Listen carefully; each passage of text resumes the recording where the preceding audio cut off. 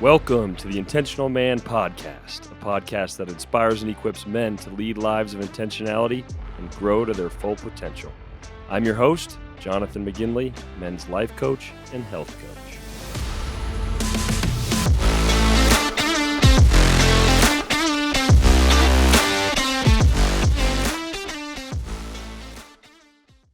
It's very easy to say, hey, I prioritize my family, I prioritize my faith. Whatever it is for you that we often say is the most important thing. But then when you look at, our schedule throughout the week, it may say a different story. If you're not intentional about it. Right. Yeah. Like prove it. Like where do your time, money, energy, and resources go towards? That'll tell you where your heart is. Right. Yeah, that's huge.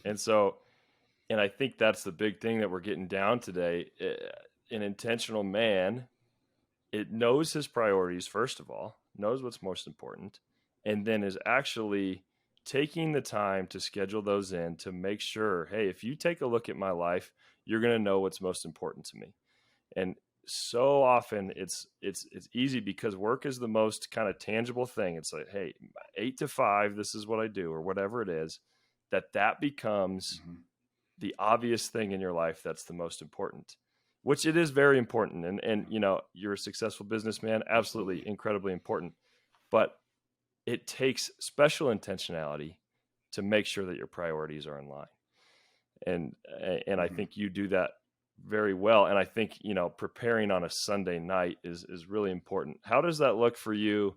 So say you take your Sunday, you prepare, and then on a daily basis, how are you kind of making sure you stay to that plan that you made on a Sunday?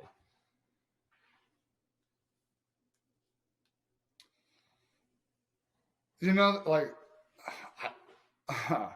don't want to minimize the question.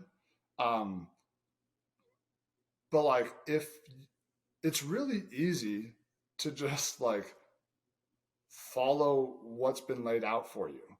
If every day, you're waking up and you don't have a schedule or you don't have a plan, you're like, oh, what am I going to do next? And then sometimes the priorities, don't even get on the list.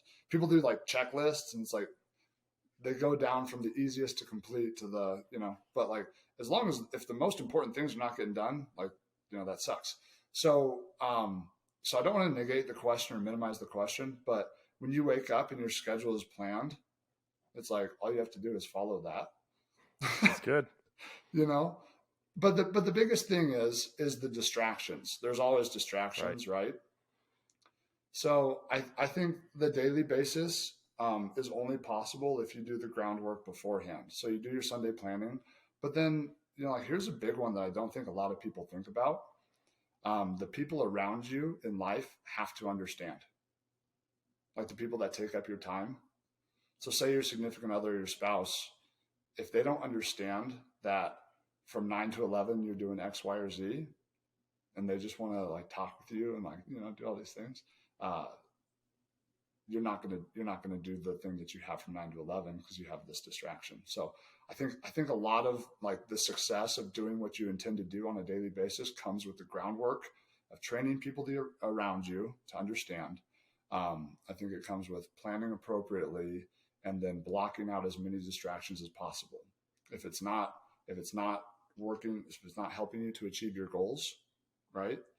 If it's not helping you to be a better husband, father, business owner, employee, those are all distractions. And so you have to minimize the distractions as much as possible. That's good. That's really good. So if you can minimize the distractions and you already have what you're supposed to do, it's just a matter of following. Right. And that's easy. Right. Yeah. And I think there's, what you said was very profound in terms of it's easy to get locked into your schedule, right? You make the schedule, but maybe you didn't bring your significant other, your spouse in. And so now you're doing your schedule and you're so locked into it that she feels neglected because you're just doing this. But if you can say, this is my schedule and this is why this is important to me. And hey, this is the vision of where our family is going. And you're casting that and you're bringing her along into that and saying, hey, this is why this is important for me to have these 2 hours of, complete, undivided attention on this work. I think is so powerful, because that's taking another step of you're being intentional with your relationships at the same time as your schedule. Yeah. So if you are married or you have a very significant somebody in your life, they need to be a part of your Sunday planning. Because guess what? There's nobody on earth that's going to keep you more accountable. And it's kind of backwards, because if you write in time for them and you're being distracted doing other things, they're going to be like, what the heck? You're not being intentional with me. You told me not to bother you during these other times, but now I'm being bothered on my time with you, yeah. you know? So it kind of works reverse. But like, yeah, yes. If you have somebody significant in your life, they need to be planning on Sunday with you. Yeah. That's very good. Yeah. Really good. Yeah. So I'd love to talk about, being consistent. And I heard, John Maxwell says this. He says, motivation what gets you going, but consistency is what keeps you growing. So we're all looking for that motivation. And yeah, maybe sometimes motivation will get you going. But how do you, Brandon, stay consistent to these disciplines, even when you're lacking motivation, when you're lacking inspiration, when you don't feel like doing it? How do you stay locked into your disciplines? So I would say it's the same thing as like the big moment of success, right? It does not happen overnight. You work towards there. There's all different kinds of studies about how long it takes to make a discipline or a habit, right? I choose to stick to one that says 66 days. 66 days to build a habit. And so if you can gradually stair step and make those, add one habit in 66 days, add another habit, it's not really, it takes motivation out of it to a certain extent, because it's just habit. Mm-hmm. And to me, what a habit means is like, if you don't do it, something feels wrong. So it's building those habits. But let's say you've built those habits, you have your game plan, you have everything, like you have your schedule. All you have to do is stick to it and follow it, and you just don't want to. Right? Like that's what you're talking about, yes. Right? And you just don't want to. We all have those days. Here's what I'll tell you. The first thing is set shorter goals. So people make annual goals, and everything, and they get lost in that. If you take your annual goal and you break it down into 12 weeks, or if you break it down to 1 month, or you break it down to 1 week, and you look at that and you realize, oh my gosh, if I don't do these things today, I'm not going to hit my goal. That's a motivator. Mm-hmm. The other thing is like Simon Sinek talks about, like, there's a lot of authors and leaders and public speakers that talk about your big why and your vision and understanding that. And at the end of the day, like, if you don't have a big why, if you don't have a reason for doing things, you're not going to do them when it gets tough. And so again, I think the daily basis success is found in your preparation.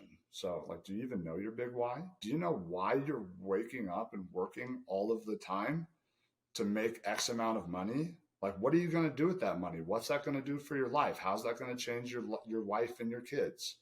If you don't know that, you're probably not going to do your best. And so I would say resorting back to your big why is very, very motivational. And you have, like, your big why has to be, like, you've got to spend some time thinking about it, right, Johnny? Like, so if like you and I sat down for 5 minutes and I was like, what matters to you? You're like, I really would like a Lamborghini. It would be really cool to have a well-trained dog, and I want this incredible house. Like, okay, like, resort to that every day. Does a Lamborghini really mean that much to you? Does like the well-trained dog mean that much to you? Does your house, like, think about your big why, think about your goals and the things that really matter to you. Find some emotion into them. Man, if that doesn't happen for me, if I fail at my daily tasks and I don't reach that, like, make it hurt. Human decisions, 90% of humans run away from, like, 90% of every decision is running away from fear, running away from negativity. So if 90% of our decisions are running away from the negative, then have your big why and then just start thinking like, oh my gosh, if I don't achieve this, my life is not going to be what I want it to be. So I would say resort back to your big why on those days where you're not feeling motivated, and then call the people who know your big why and have them pour into you. Get a little pep talk. It's okay. We all need them every now and again. Yeah, we do. You've pep talked me, Johnny. You're pep talking me now, man. I got that dose of inspiration going right now. I love that. I love that so much. Of you have to know the why, and it has to be something that's deeply emotional to you, and it has to be something that's thought out, and it has to be something that's going to carry you through the toughest days. Because, like you said, the material wise, that's a great byproduct of the hard work. Mm-hmm. But typically, and for you, like I was getting the sense of like your why is much deeper than just all the material gain that you're getting. It goes beyond that. And because of that, then you can connect to it in a way that continually motivates you forward. I love that. Yeah. Can I give you an example? Would love it. Okay. Oh man, I want a lake house so badly. And I want a big lake house. I want a mansion lake house. Okay. And if I wrote lake house, like on my vision board or in my big why, I'm like, it's a thing. Why do I want the lake house? Dude, I want a lake house because I dream about the day of being a grandpa, where I am the head of a large family. I have my kids, I have my kids' kids, and I want everybody under one roof. And I want us to be able to do a holiday together on the 4th of July and light fireworks off of a boat on the lake in front of our lake house. I want people to spend summers together under one roof with me, So if I wrote my big why, like one of my big whys is a lake house, it doesn't mean anything. If I want to be a patriarch to my family, and I want to have this place where we can gather and sit around big tables and eat lots of good food and barbecue, and my grandkids can come and ask me questions and let me tell them stories and help me pour into them. That is what matters. It's not the lake house. It's what the lake house does for me. It's what the lake house helps me achieve in my goals of being this amazing like head of family. Wow. Yeah. So when you're writing your big whys, think about what it does for you, not just what it is. That's very good. No, I love that. And even just hearing you say that, that makes me want to join you in your dream. It's like, that is a why that I can just get behind as like your friend and just be like, hey man, like go for this, get this, because you've attached it to something that's so much more meaningful than just, hey, look, everyone, I got a lot of money, I got a lake house. But it's like, no, this is providing something for your family and just those experiences. And that's so important.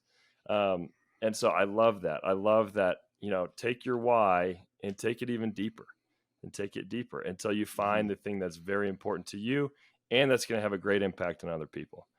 And I think that's what we want to hit on this podcast is being an intentional man goes far beyond than just our personal growth, right? It's like growing to your potential is so important and brings so many things. But if you're not bringing people along with you, if you're not using that to pour into other people, if you're not then being intentional with other people, then, what's the point? But you're saying like, I want to leave a legacy for my family. I want my kids to enjoy this and their kids. And so like, that's the thing that motivates you. I think that's so much more powerful than being just attached to some kind of material goal. Dude, you just said something so significant. Like, it's so good. It's so good. Success is all about you. Significance is about others. I really don't think in people's hearts they want to be successful. I think they want to be significant. They want to matter. They want to leave a legacy or leave an impact on people around them. I love what you just said. And I know, dude, that's your heart for this podcast and for what you're doing in coaching. Like, you want to not just be successful and kill it and have all the things in the world. You want to pour into people and help them achieve those things too. that is significance. And I love that. I'm here for it, dude. Absolutely. Thank you, brother. And I know that that's your heart too. And that's why I'm so thankful to have you on the show and just get to be able to talk about that. And so I think that's a good, a good place to go here then of how do you stay, locked in on that why, or how do you turn your success and say, how can I pour this back on other people? How are you intentional of saying, hey, everything that I have is now passed on to the people that I love? How do you make sure that happens? How do I make sure that all the things I have are passed down to the people that I Well, love? just, that say, hey, you're growing as an individual and you're experiencing all these things, you're learning all these things. How do you then just pass that on to other people? How do you make sure it doesn't stop with you? That's a good question. I would say that's the newest aspect of my life that I'm still learning and growing in, you know? But like, so my employees, for example, like one thing that's really been heavy on my heart lately is pouring into them more on as individuals than it is about like work performance. Because like if I can lead, it's a two-edged sword. It benefits me either way. But the point is to like grow them. So like if I can spend less time like talking about, what are we doing today for our performance? How are we improving the mill, or whatever it is, and if I can just like teach them and lead them, that's a win. I have a list for my kids of things that are very important for me to teach them, and by when, like what ages. And so like I resort back to those regularly so that like my kids are learning life principles right now that 40 and 50 and 60 and 70-year-olds don't know. And it's really fun for me because like I can teach them those things. But then the other thing, man, is that, like when you reach a certain level of success, people will call you, people notice and everything. And I do think it's important to take the time to take those calls, to schedule the time to take those calls and to pour in and feedback. I would not be where I am without my mentors. And so I think it's really important to come around and be mentors to others. And so it's just making that time. One of the biggest complaints that mentors have is like they pick people to like mentor in, and like those people don't really want it. So I would say be aware for those people who are really hungry. Otherwise it'll be a win-lose relationship, and everything needs to be a win-win relationship. If you're pouring into somebody, they need to want to be poured into. And so like, you'll see it, once you reach a certain level of success, people ask, and then it's just a matter of finding those hungry ones and opening the keys to the kingdom per se. Yeah. Which is really cool. And I think that's what's important is you're saying you're learning all these principles through life. You're growing, you're learning these principles, but now you have an intentional plan of how you're going to pass those on to your children. And how cool is that? Like, instead of waiting for your kids to make the mistake or fail or come to this moment, and then you're like, oh, okay, and now I'll jump in as a father. You're saying, I have a game plan for what I'm going to teach them already. And I just think that's so good because it's such a step further than most of us go in our relationships, in terms of saying, I learned these things, I've grown in these things, they're principles that have changed my life. And so I want to make sure I purposely pour into my kids. Yeah. Think about what that would have done for you. If you learned all these incredible life principles, excuse me, if you learned all of these incredible life principles when you were 8 years old, rather than learning them at 30, 40, 50, 60, how does that change the trajectory of your life? And I want to say this to anybody listening who has like older kids, astronomical. Like, even if your kids are 16, 17, 20, 30, pour into them. Like, teach them those things. If you haven't done it yet, there's no time like yesterday. There's no time like today. There's no time like tomorrow. Do it. Do it. Never too late. I love that. It is never too late. And that's so good. And I think you have a book on it. Yeah, well, yeah. So like I was looking up like like leaders are readers, and so I also always like recommend certain books to people. Can I do that real Yes. fast? Like there's some key. Okay, 7 Habits of Highly Effective People by Stephen Covey. Like that is an annual read. How to Win Friends and Influence People by Dale Carnegie. Like that is an annual read. Um, Rich Dad Poor Dad.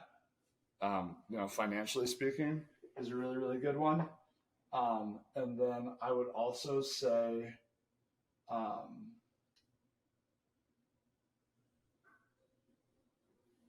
The One Thing by Gary Keller are very good life principle books that if you're watching this, you should look into.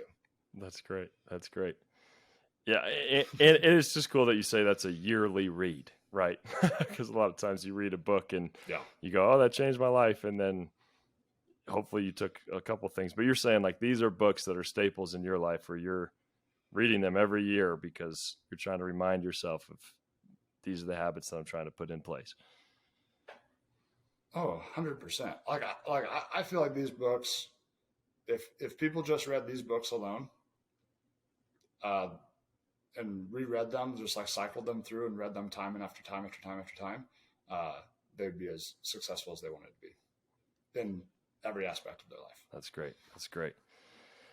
Yeah. So kind of, getting close to wrapping up the show today, I'd love for our listeners who are saying, I love this idea. I want to be more intentional in my life. Maybe I haven't done it in a way that I would like to. Brandon, for you, for somebody who's pretty new to this idea of being very proactive, of bringing bringing intentionality to every area of their life, what are some things that you would recommend they do just to get started on this journey? Okay, it's like a multi-step thing. First and foremost, find the things in your life that matter. Because you have all of these things, and if you're trying to be good at all of them, you're going to be good at none of them. So, first find the things that matter to you and stick to them. Everything else is a distraction. That's step number one. Step number two is do it in baby steps. If you try, like, if you try to take on Elon Musk's schedule, and just say like Monday, I'm going to do Elon Musk's schedule, you'll fail. You'll burn out. Take a baby step at a time, one habit at a time. Keep on growing from them. 3, get rid of the things that you know are a massive distraction in your life. And again, you don't have to cut cold turkey, but baby steps at a time. If you watch TV for 2 hours every day, cut it down, cut it down, cut it down, cut it down. There's a reason why they don't sell Lamborghinis on commercials on TV, and it's because wealthy people don't watch TV. And then lastly, I would say, do your Sunday planning, plan out your whole week, and stick to your schedule. So good. And then everything else falls in place. Like it really does. So good. Right. Yeah. And I think, starting out with what's important to you, we touched on that when we were talking about the why. Find your why. First and foremost, find that why and deeply connect to it. And then from there, you can start to break down, okay, what am I actually going for that will get me closer to this why? And then you said that next, break it into small steps. Start with small habits. I think it's a very big temptation. I've done this a lot of times. You get motivated, you get inspired, and you say, okay, I'm changing my schedule. I'm doing all these things. I do it for 3 days, and then I crash, and I go, that was way too much. And now I throw away all the habits. It happens all the time. So I think that's very critical. Is this is a journey. This is the lifelong journey. Start with one habit, beat that into your brain until that becomes normal. And then you build on it from there. I think that's very profound. Yeah. And do it do the things that matter for the things that matter for you. Like if you want to be in fitness, like one of my core values is fitness, right? If I took the world's strongest man And, I was like, well, fitness is important to me. So I'm going to do the world's strongest man regimen. Well, guess what? That's his only thing, that he cares about. It's not realistic. So set smart goals and, baby step your way up then. Right. Yeah, that's very good. Very important. And you mentioned it earlier, just in terms of business. 12,000 calories. Yeah, that's a lot. I don't think we can do that. Not in a healthy way, at least. No. And you mentioned earlier, not focusing on too many things, and you were kind of talking in a business sense. Hey, if I'm trying to be good at everything, I'm not going to be that great at anything. I think it applies to habits as well. If we're trying to take on 20 habits at one time, you're not going to do any of them well. So starting with number one, say, hey, I'm going to, build this. Maybe it's my Sunday night planning. I think that's a great place to start. Amazing piece of wisdom from you today that I want to make sure I'm applying on a very consistent basis, is saying, hey, I'm going to take that time on Sundays. I'm going to plan the day and I'm going to stick to it. If that was the habit that you start now, you've already said that's going to be a game changer. It will be. And it would. Yeah. So I think, find something like that. It's going to make a big impact. Stick to it. Connect to your why each time you do it, and go from there. Yeah. And read. You got to read. You got to read. And read. Yeah. Yes, absolutely. Continuously learning, continuously growing, so important. So. Yeah. Well, thanks, man. I really appreciate your time today. Or did you kind of have any other last comments, thoughts, anything to finish? No, just go out there and get it done, baby. And get it done. Yeah. Well, I love it. Thank you so much for your time and just your passion, your wisdom, and being willing to share some of your experience with us. I know this was super impactful for me, great for me. I got a lot of takeaways that I can now run with, and I'm sure our listeners will too. So thank you. Thanks for having me, man. Thank you for tuning in to the Intentional Man podcast. If you enjoyed this episode and you'd like to help support the show, please share it with others, post about it on social media, or leave a rating and review. If you are someone who is looking to take your life to the next level, accelerate your success, and live more intentionally, I would love to help. Head over to jonathanmcginley.com to schedule a free call where we can chat about your vision and your goals. Thanks again. We'll see you next time.